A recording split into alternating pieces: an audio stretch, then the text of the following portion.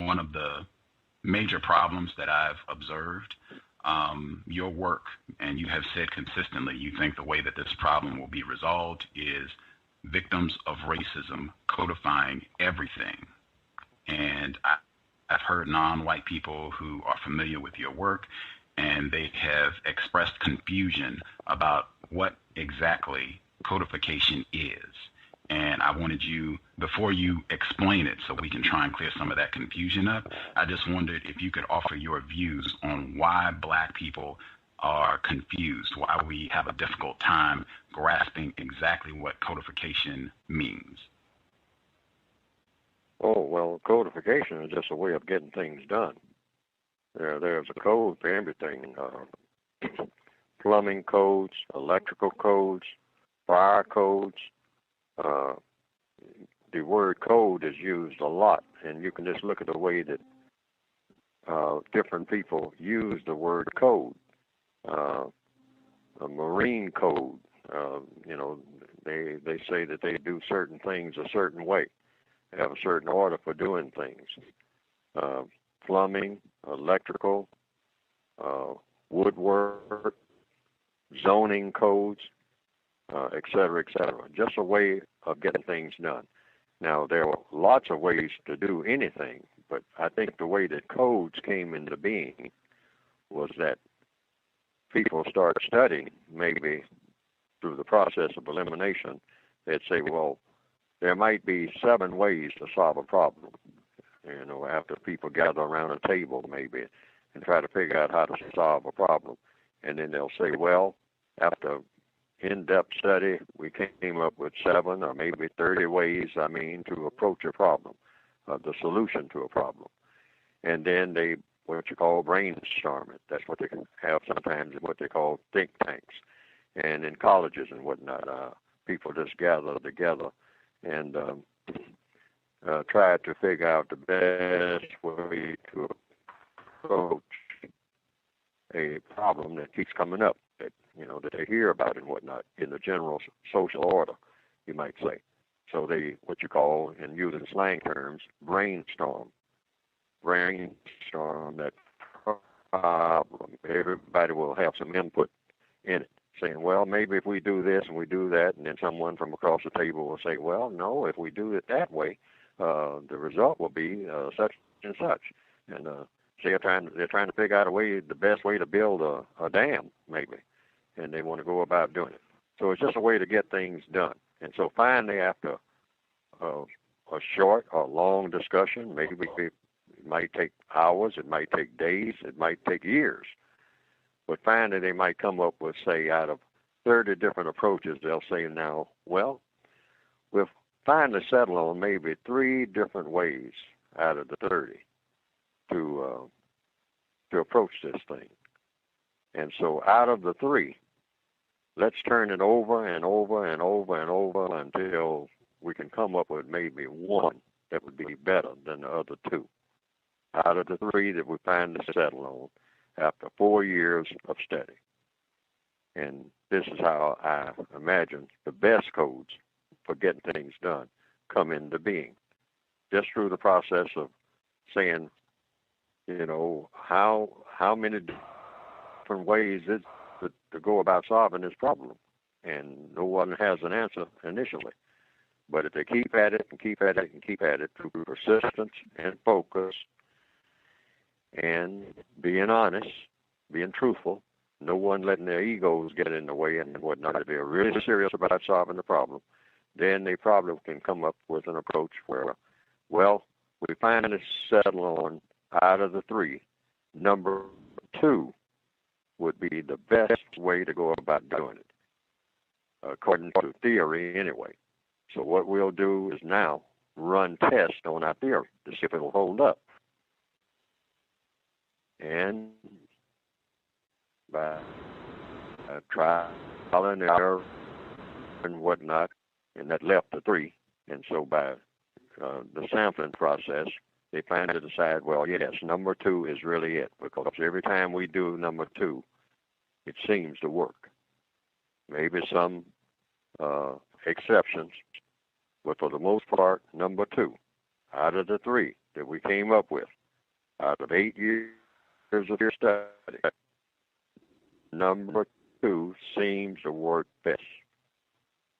So I'm just giving a sort of a hypothetical illustration of how you come about building a code. Well, I think it's self-explanatory and explains why we always seem to have debates with the show me the plan people. What's the plan? What's the plan?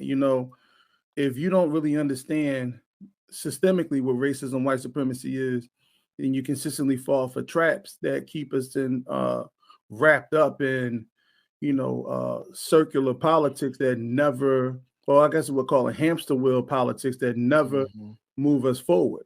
And, we might work hard, but at the end of the day, we're not moving.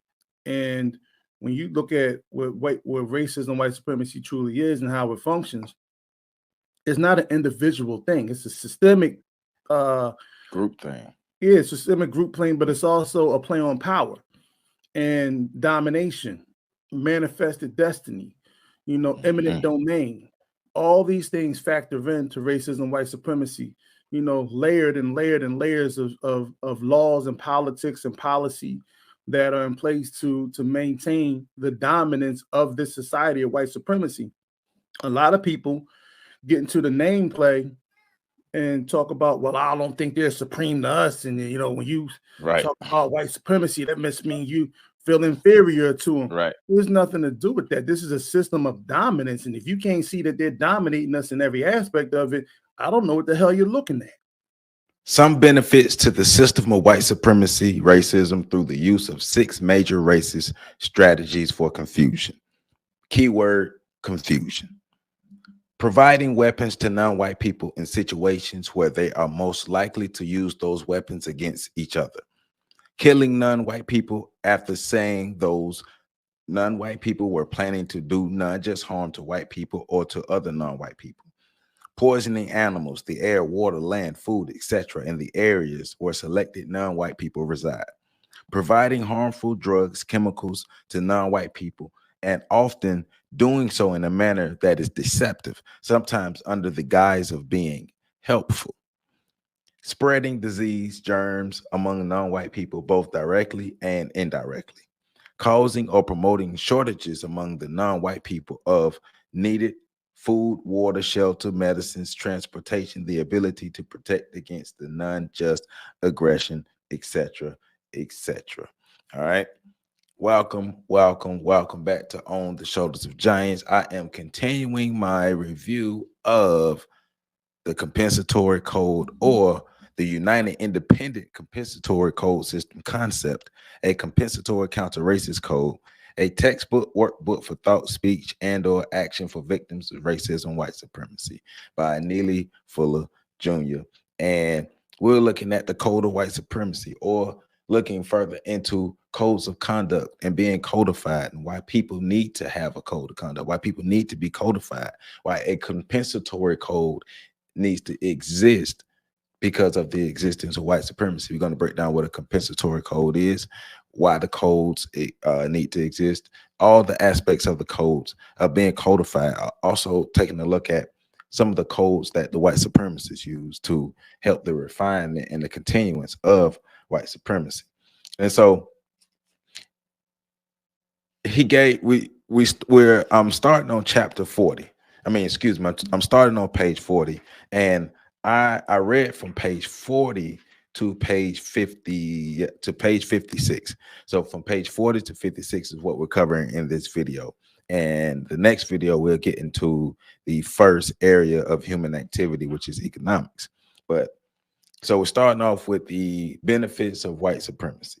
And like I read earlier, these are benefits to cause confusion. And the confusion is all about the maintenance of white supremacy. And we're going to get into that a lot later, or a lot in this chapter. So now we get into the law of compensation and understanding what compensation is, and how the law of compensation relates to racism. So let's get into it. So it is important to know and understand that the word compensation is at best a word that can be used to describe a compensatory condition that does exist and or a compensatory desire for a condition that does not exist and or has never existed. The rule of the use of the word compensation may or may not promote contradiction and or confusion. For that reason, both the word and the concept of compensation, like all other words and concepts, should be used to reveal truth and produce justice and correctness. And just to make sure we understand compensation, compensation is something else in place because you don't have one thing. So if you have injustice, the compensation would be justice. So you're trying to bring justice. So let me get it. Compensation is law. Compensation is nature. Compensation is law of existence. Compensation is law of mathematics. Compensation is law of laws. Every thought is a compensatory thought. Every word is a compensatory word. Every act is a compensatory act. So it's something compensating for something that's missing. That's what the compensatory code is. The compensatory code exists because of the absence of the code of justice. It's something in the place of something that's missing. The code of justice in America or even in the world. Let's go broad. The code of justice in the world is missing.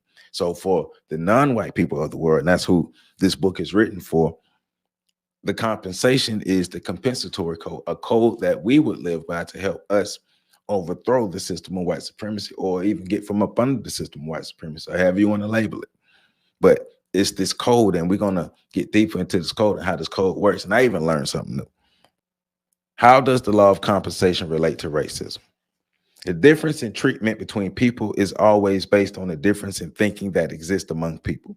The difference in the thinking among some people sometimes causes differences in the treatment of other people based on size, shape, height, weight, complexion, general state of being, etc.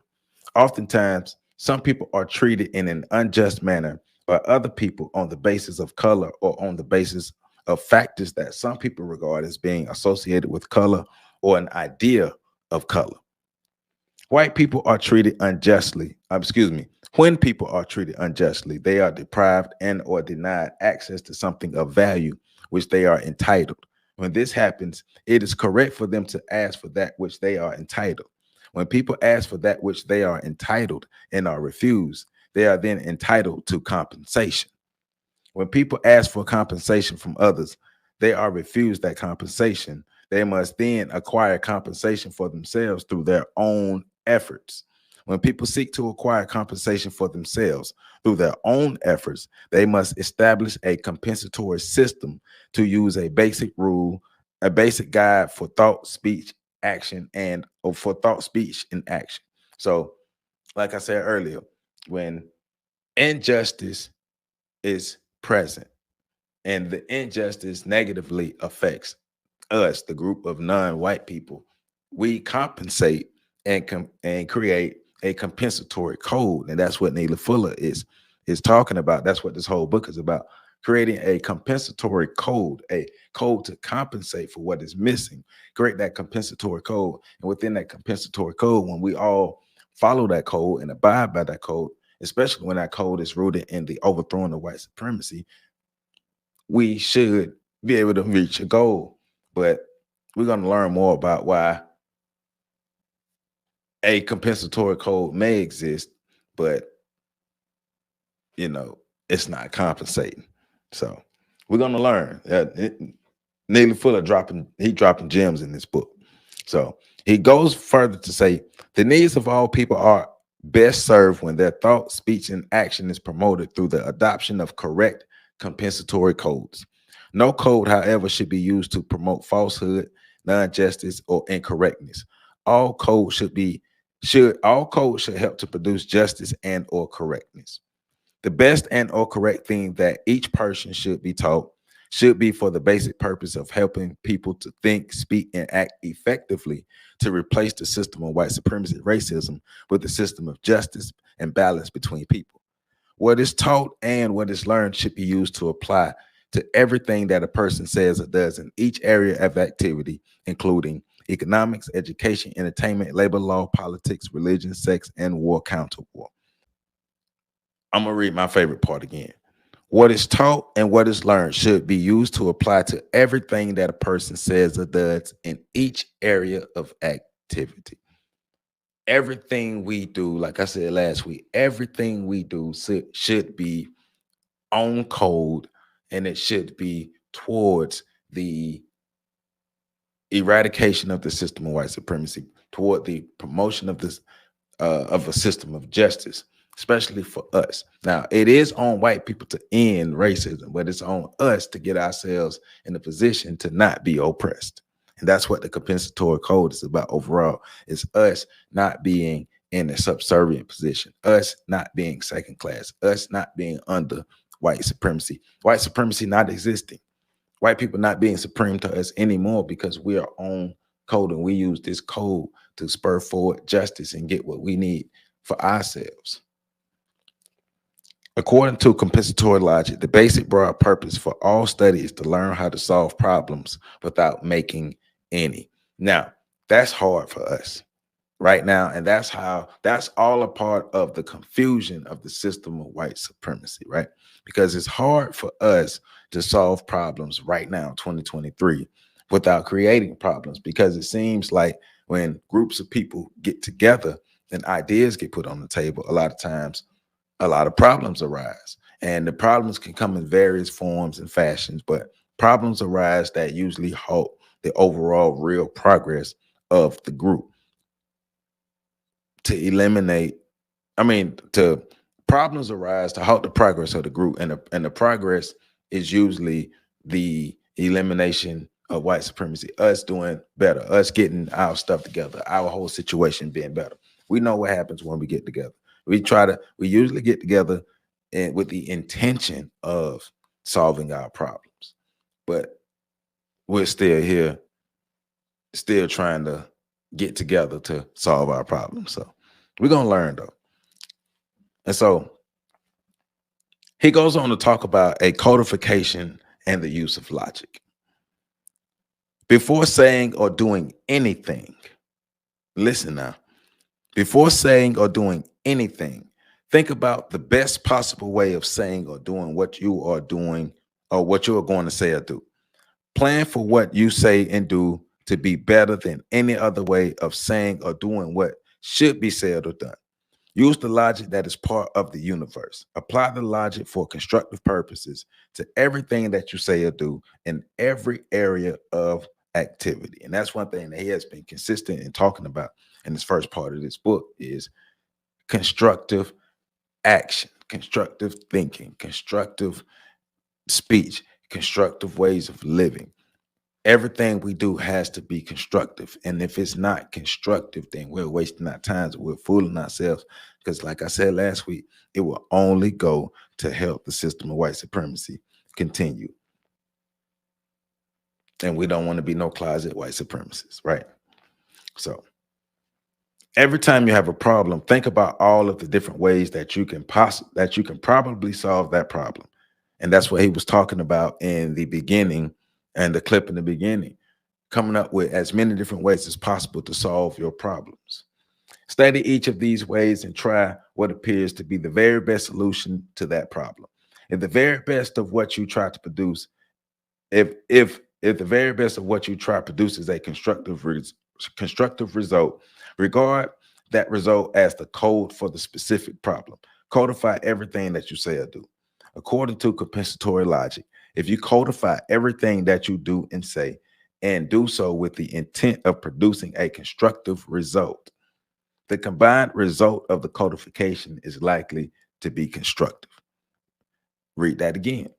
According to compensatory logic, if you codify everything that you do and say, and do so with the intent of producing a constructive result, the combined result of the codification is likely to be constructive. Now, we do get together with the intent of a outcome. I'm not going to always say it's a constructive result, but I know we often get together with the intent of an outcome, but one of the things that's missing is codification. We have to be codified. You saw the clip that we was talking about, Professor Carlton Jones was talking about in the second half of the clip. We had two breakdowns on why we need to be codified, and we showed you the codes that we follow ourselves. But of course, we all need the codes that we can follow as a collective, and Neely Fuller's going to get into that in the different ways the codes can be followed and should be followed, and what works and what doesn't work. So, but codification is needed at the end of the day. Basically what I'm saying, codification is needed, and until we do that, we won't have any real progress. When everything seems to be